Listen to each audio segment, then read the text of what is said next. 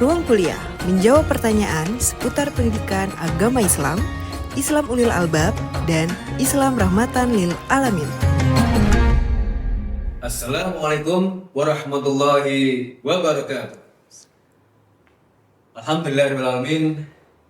Alhamdulillahilladzi hadana lihada wa ma kunna linahtadiya laula an hadanallah. Asyhadu an la ilaha illallah wahdahu la syarika lah wa asyhadu anna Muhammadan abduhu wa rasuluh.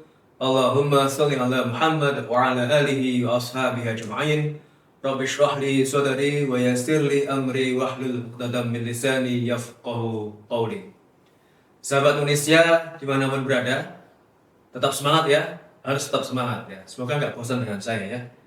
Nah, sahabat Indonesia, pada kesempatan kali ini kita mengangkat satu tema yang ini cukup menarik ya. Karena kadangkali terjadi di sekeliling kita, terjadi di sekitar kita, yaitu mengkafirkan orang lain. Bolehkah mengkafirkan orang lain? Nah, jawabannya sahabat Indonesia bisa simpulkan sendiri nanti. Sahabat Indonesia yang dirahmati Allah, kita perlu tahu bahwa Allah Subhanahu wa taala berfirman ya dalam Al-Hujurat ayat 10 itu, A'udzubillahi minasyaitonirrajim, innamal mu'minuna ikhwatun fa aslihu baina akhwaikum. Sesungguhnya tiap-tiap orang beriman itu bersaudara, maka perbaikilah hubungan di antara kamu sekalian. Jadi sahabat Indonesia, kita itu bersaudara sepanjang kita menyembah Tuhan yang sama. Nah, sekarang ada istilah atau ada kebiasaan, tapi kebiasaan kurang baik, yaitu mengkafirkan orang lain. Nah, kita harus memahaminya dari dua perspektif nih. Yang pertama, kalau kita konsisten secara bahasa ya, bahasa Indonesia khususnya, maka istilah mengkafirkan itu kan berarti membuat seseorang atau mengatakan seseorang itu kafir. Kan kalau ada kata dasar, ada awalan me dan akhiran kan, berarti apa? Melakukan sesuatu sesuai dengan kata dasar itu, atau mengubah sesuatu sesuai dengan kata dasar itu. Mengkafirkan, katanya apa? Kata kerjanya apa? Mengkafirkan, kata dasarnya kan kafir. Artinya apa? Mengkafirkan kan berarti mengatakan seseorang yang bukan kafir sebagai kafir. Sama seperti istilah menghitamkan.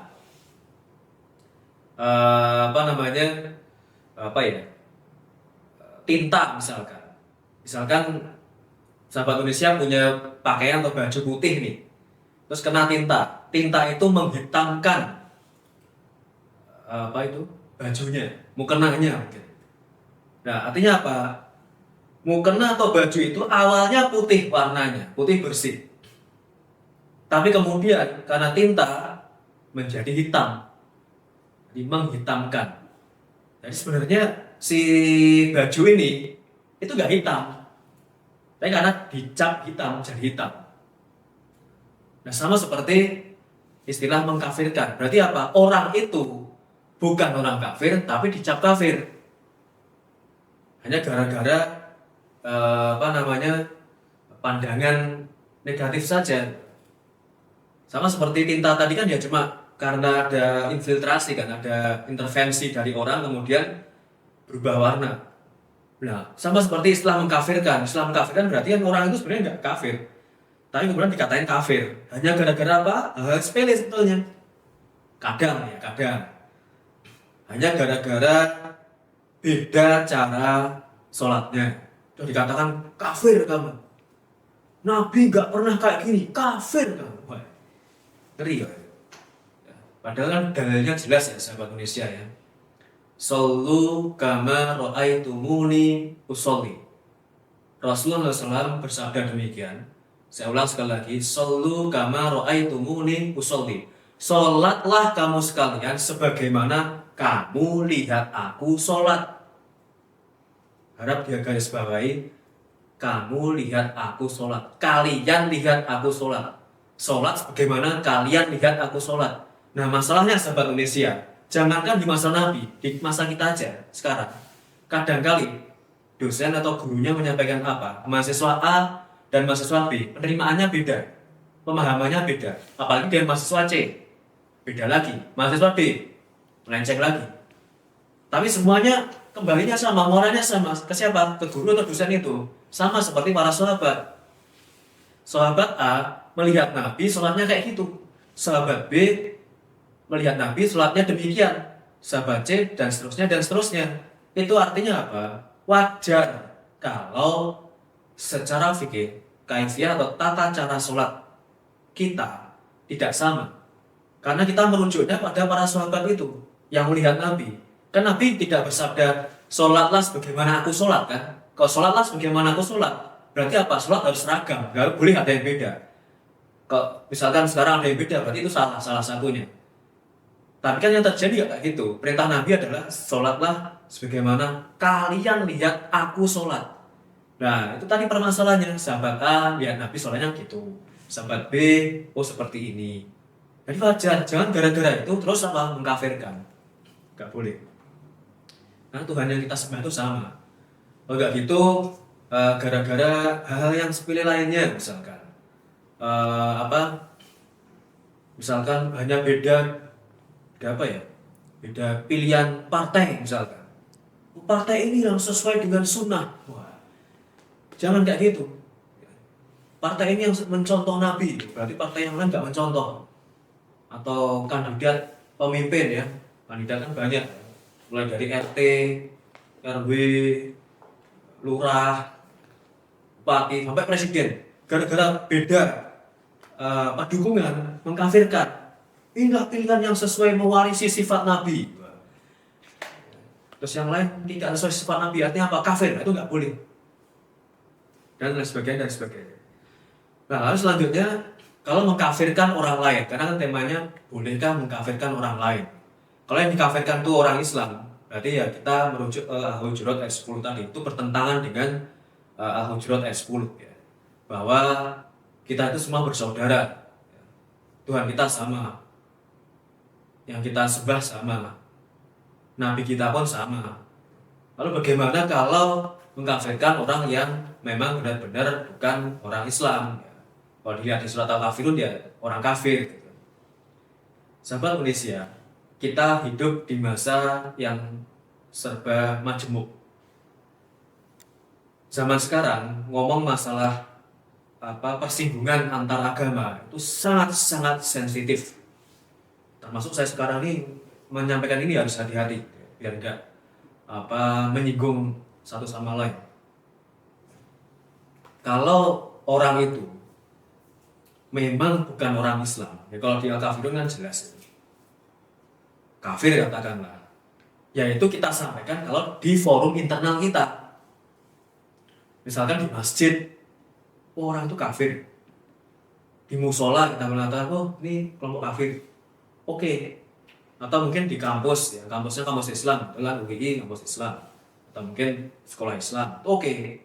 Tapi kalau itu forum terbuka, forum umum, ya jangan mengatakan kamu kafir, itu malah menimbulkan perpecahan. Ya, Al-Kafirun 6 ayat itu menunjukkan pada kita semua bagaimana toleransi yang otentik. Qul ya ayyuhal kafirun, katakanlah pada orang-orang kafir, la a'budu ma ta'budun, aku tidak menyembah apa yang kamu sembah. Ya itu kan apa? Berarti kan ya masing-masing jalan sendiri-sendiri. Kita nggak ikut campur urusan agama yang lain, nggak usah mencampur adukan. Dan kita nggak menuduh atau bukan menuduh ya, mengatakan ya,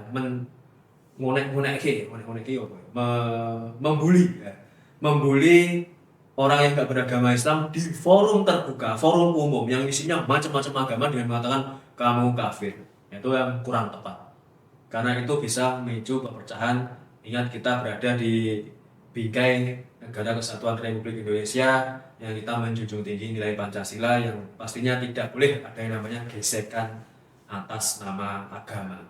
Jadi demikian sahabat Indonesia dimanapun berada, bahwa mengatakan mengkafirkan orang sesama muslim itu jelas tidak boleh.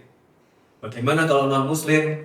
Lihat konteksnya, situasinya, kondisinya. Kalau di forum terbuka, banyak agama dari situ, jangan melukai hati orang lain. Kenapa? Kita juga nggak mau dilukai mereka, ya kan? Nah, seperti itu. Kalau itu forum internal, forum tertutup, ya ngobrol cuma sama berdua, bertiga, atau berapa orang yang itu sama agamanya semua, silakan. Tapi kalau terbuka, mari kita menjunjung tinggi tasamuh atau toleransi. Demikian sahabat Indonesia yang saya hormati, semoga Allah tetap menjaga kita sesuai dengan jalur yang Dia tetapkan. Saya akhiri, mohon maaf kalau ada yang kurang pas, dan terima kasih. Semoga kita bisa ketemu di lain kesempatan. Assalamualaikum warahmatullahi wabarakatuh. Ruang Kuliah menjawab pertanyaan seputar pendidikan agama Islam, Islam Ulil Albab, dan Islam Rahmatan Lil Alamin. Ruang Kuliah, persembahan dari Radio Dakwah Unisia, suara kebaikan, inspirasi kehidupan.